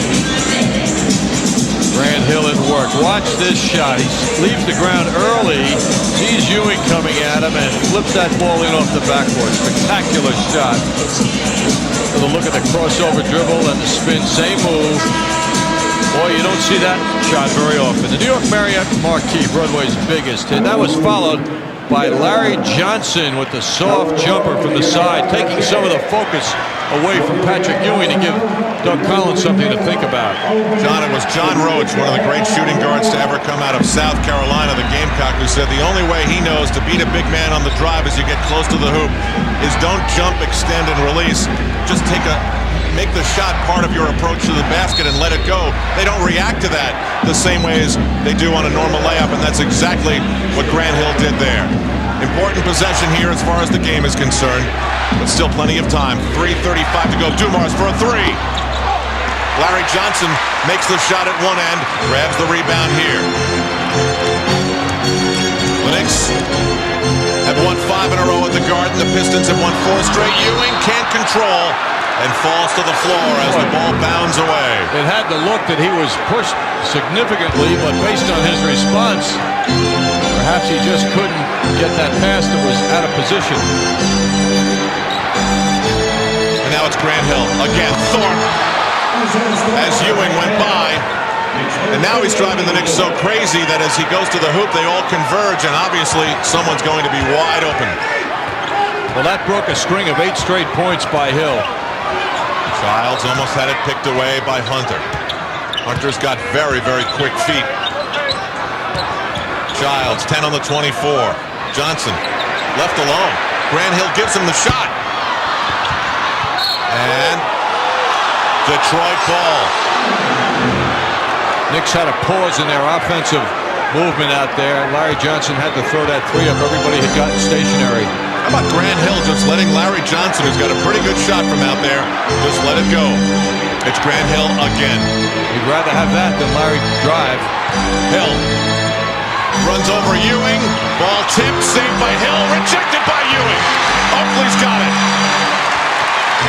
I don't know how Ewing got back into the play, but he did. Childs up the floor. The Garden is bubbling. Knicks by 4. Cutter Starks. Oh, what a pass by Childs. That's the pass of the game. The Knicks' 26th assist of the game and the most beautiful. And the most timely. Under 2 minutes. Hill over the top. Oakley's got it. 1:48 to go. Childs against Hunter. Oh, and Lindsey Hunter is really into this defensive assignment now. Charles trying to kill that 24-second clock as much as he can before he goes into it. 10 left. 7. Ewing. Childs loves to take big shots. 4, 3. Childs lets it go. Oh, boy. Talk about chutzpah. At the other end, it's Hunter for a 3 of his own. Oh, he got it. 90-87. The best three-point shooting team in the NBA uses their favorite weapon. Back and fourth. Big shots at either end. And we'll have more of the same in a moment. This is MSG.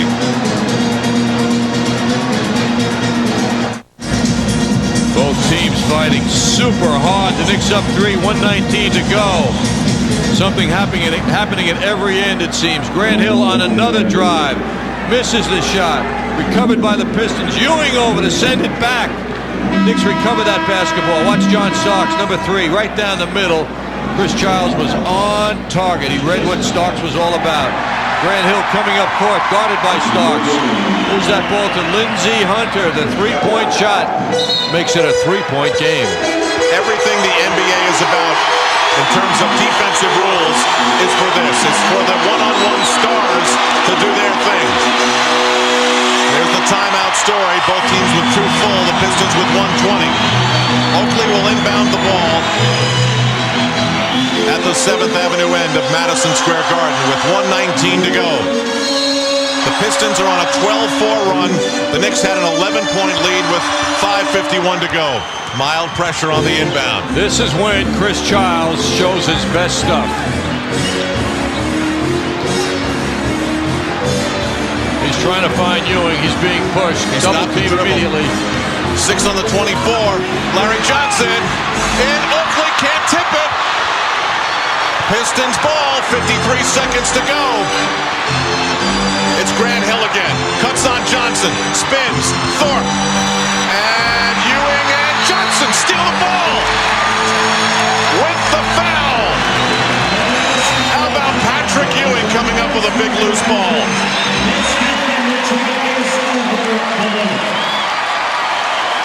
It can't get much better. You've got a fabulous player who's on his game and a team scrambling to somehow keep up, earn their lead, and get revenge. Well, the Knicks made a great stop of Hill. Loose ball. Thorpe can't get it. Larry Johnson has his big hands on it. He draws the foul. Larry Johnson has 2 shots. He's 2 of 3 from the line. The Knicks lead is 3.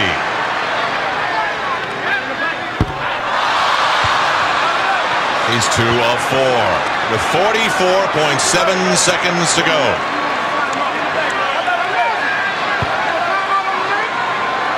What a showdown between 2 of the best in the East. The Knicks at 17-7, the Pistons at 20-4. Larry hasn't been at the line much in the last 2 games. Nothing in Detroit, once last night. Makes the nightcap. Timeout Detroit. Doug Collins will make a plan for overcoming a 4-point deficit with 44 seconds to go.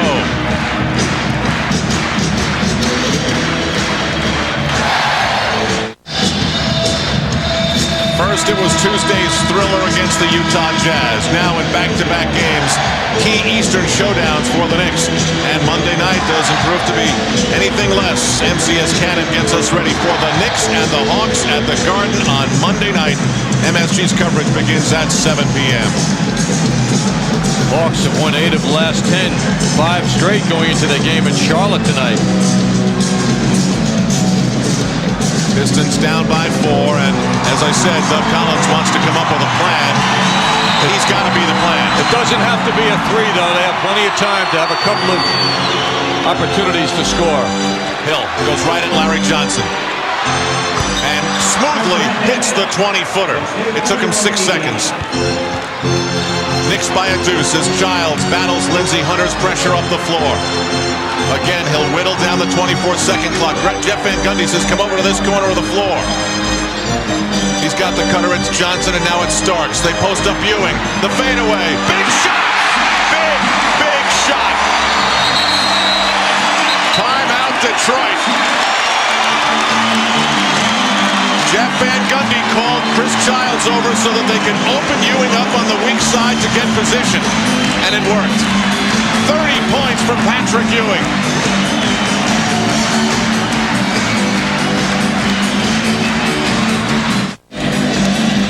In a most exciting game and finish, the Knicks continue to come up strong. Grant Hill also brings his team down 6 to within 4. 4 within 2, rather, excuse me. And then at the other end, Patrick Ewing with a turnaround jump shot right on target. The 22nd all-time leading scorer in NBA history. It's a very big shot, giving the Knicks a 4-point lead.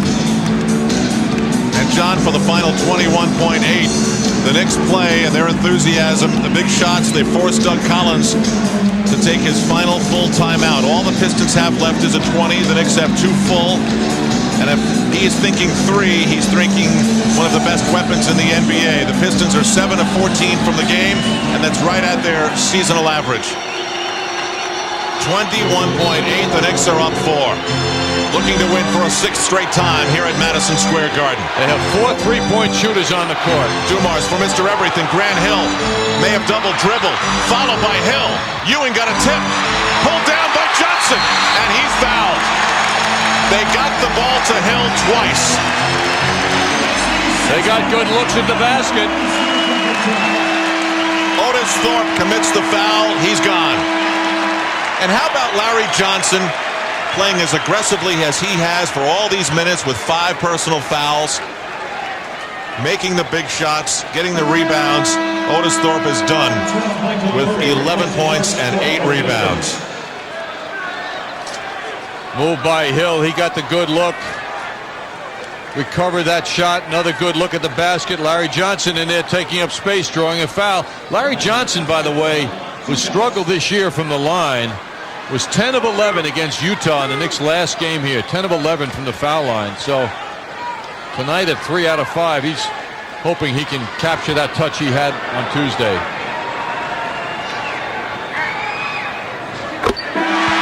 It's a 5-point Knick lead and an embrace for Johnson and Childs. And Patrick Ewing's going to leave to make the Knicks a little quicker. Ewing hears it from the Garden. What a difference from 2 weeks ago, huh? 30 points, 9 rebounds, 3 blocks. He's perfect from the free throw line, 8 of 8, and made big plays. This could have been a thank you to Patrick from Jeff Van Gundy, knowing how the crowd would react to him. Larry Johnson with 8 fourth-quarter points. Michael Curry almost stolen by Starks. Dumars, it's off the rim. 4 seconds left. 3, 2, and that will do it. At the buzzer, Lindsey Hunter hits it, and the New York Knicks have gotten what they fought for. Doug Collins gathering his team as if to say, great comeback. You played with energy, but the Knicks get the win. Absolutely, Al. It's a very good observation, and the spirit in Doug Collins has no complaints about the effort of his team. They came into Madison Square Garden against a Knick team that responded to the 34-point loss with a win in Philadelphia last night.